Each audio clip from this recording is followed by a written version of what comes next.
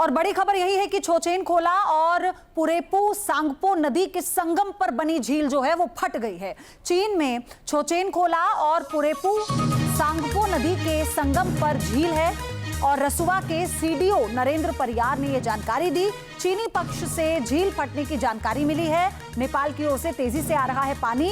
नेपाल के रसुआ जिले में तिब्बत सीमा के पास बनी एक और झील फट गई। इसके बाद पानी का स्तर बढ़ने लगा। देखते ही देखते हुए रेस्क्यू ऑपरेशन में 90 मिनट के लिए रोक दिया गया। नेपाली अधिकारियों ने लोगों और सुरक्षा कर्मियों से तुरंत सुरक्षित जगहों पर जाने के लिए कहा। चीन ने भी तिब्बत में राहत और बचाव अभियान रोक दिया और लेवल 4 अलर्ट जारी किया। दोबारा बाढ़ आने के खतरे को देखते हुए यह कदम उठाया गया। बुधवार को आई विनाशकारी बाढ़ और भूस्खलन के बाद दोनों देशों में अब भी सैकड़ों लोग लापता हैं। एक और बड़ी खबर इसी बीच नेपाल के पीएम बालेन शाह ने निर्देश दिए हैं। राहत और बचाव कार्य रोकने के निर्देश पीएम की तरफ से दिए गए। नदी किनारे रहने वाले लोगों से सतर्क रहने की अपील की गई। सुरक्षित जगहों पर लोगों को जाने के लिए कहा गया है। ये बड़ी खबर। और ये तस्वीरें आप देखिए, लोग भागते हुए नजर आ रहे हैं। इसमें स्कूली बच्चे भी हैं और देखिए लोग अपने वाहनों में सवार होकर निकल रहे हैं। लोग भाग रहे हैं सड़कों पर, क्योंकि जितना भी वक्त उन्हें दिया गया है उसमें वो चाहते हैं कि सुरक्षित जगह पर पहुंच जाएं। और देखिए ये खौफ बहुत लाजमी है। कल जो बर्बादी हुई है नेपाल में, उसके निशान हमेशा हमेशा वहां के लोगों के जहन में रहेंगे, जिन्होंने अपनों को खोया, जिनका सुराग ही नहीं है। ये तक नहीं पता कि वो मिलेंगे या नहीं मिलेंगे। तो ऐसे में ये जो अलर्ट है, इसे बहुत ही सीरियसली वहां पर हर निर्देश को फॉलो किया जा रहा है। सैयद आमिर लगातार ग्राउंड से हर एक जानकारी पहुंचा रहे हैं। आमिर, क्या अपडेट है?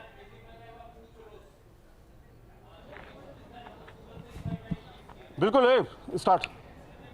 देखिए, अपडेट ये है कि किसी भी वक्त जो है ये यहाँ पहुँच सकता है। अभी हम बिल्कुल उस नदी के करीब हैं जहाँ पर ये सैलाब आने वाला है। यहाँ पर कैमरे से कैद करने के लिए हम यहाँ पहुँच रहे हैं। यहाँ पर कुछ अथॉरिटीज़ के लोग जो मौजूद हैं, लेकिन आपको हम यहाँ पर आगे की तरफ से थोड़ी सी तस्वीरें दिखाएं ताकि आपको समझ में आए कि किस तरह का वेग आ सकता है। यहाँ पर अगर आप देखेंगे, ये त्रिशूली नदी है। थोड़ा सा साइड दीजिए। ये त्रिशूली नदी है।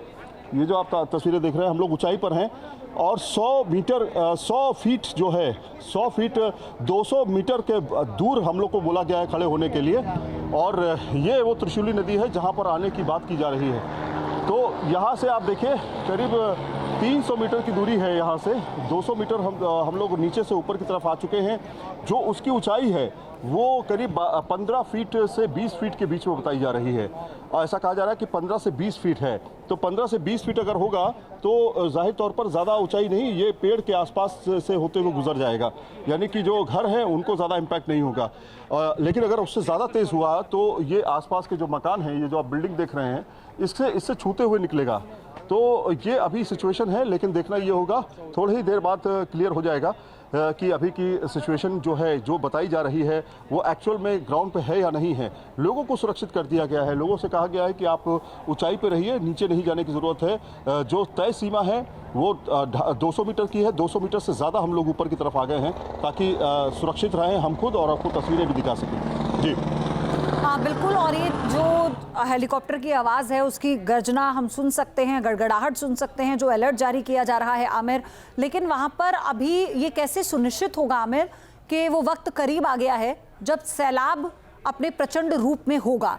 ये क्या सिर्फ एक झील फटने का अलर्ट है?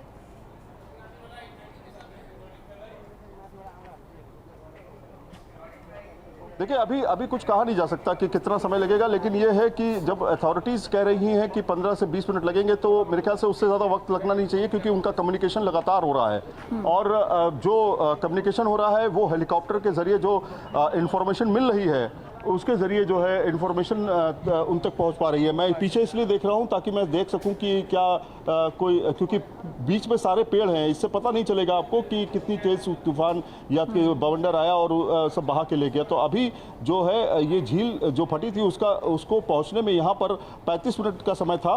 अब जो है सिर्फ 10 मिनट बचे हैं। 10 मिनट के अंदर अगर ये आ जाता है तो यहाँ पर ये इसका इम्पैक्ट देखना होगा कि कितना बड़ा इम्पैक्ट यहाँ पे हुआ है। जी बिल्कुल। और दूसरी बात ये भी है आमिर कि अभी जो चीन को लेकर, चीन के जो अलर्ट मैकेनिज्म है उसको लेकर नेपाल में सवाल उठाए जा रहे थे और ये कहा गया कि भाई अगर आपके पास ऐसी कोई जानकारी थी तो आप अलर्ट कर सकते थे नेपाल को। भाई आपके वहाँ ग्लेशियर में अगर कहीं पे भी किसी झील में पानी जमा हो गया था तो, लेकिन अब इसके बाद और सवाल उठते हैं कि आप अलर्ट कर सकते हैं कुछ घंटे पहले, क्या उस वक्त नहीं कर सकते थे अगर ऐसी कोई जानकारी थी तो?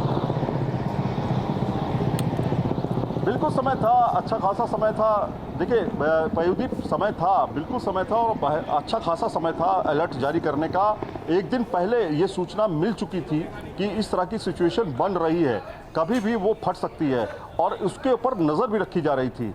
लेकिन अचानक क्या हुआ, क्या नज़रअंदाज कर दी गई सूचनाएं? पहला ये, और क्या सूचना सही समय पर दी गई? क्योंकि सुबह के वक्त 8:30 बजे से लेकर के 9 बजे के बीच में वो पूरी तरीके से फटा और फटने के बाद जो है 9:30 बजे तक, मतलब आप ये देखिए 8:30 से 9:30 तक सब कुछ तबाही हो चुकी थी।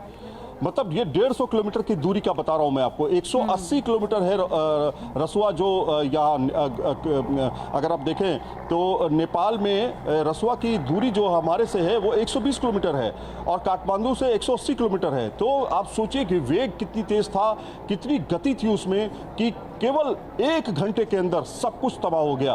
तो अभी ये कह पाना कि ये कितना होगा, कितना इम्पैक्टफुल है, ये अभी देखना ठीक है आमिर, आप बने रहिए, अपना बहुत ध्यान रखिए, सेफ रहिए। आपके जरिए आप जो तस्वीरें दिखा रहे हैं वो पूरी जिम्मेदारी के साथ हम दर्शकों तक पहुंचा रहे हैं। आमिर, आपका फिर से मैं रुक करूंगी, अभी आपका धन्यवाद।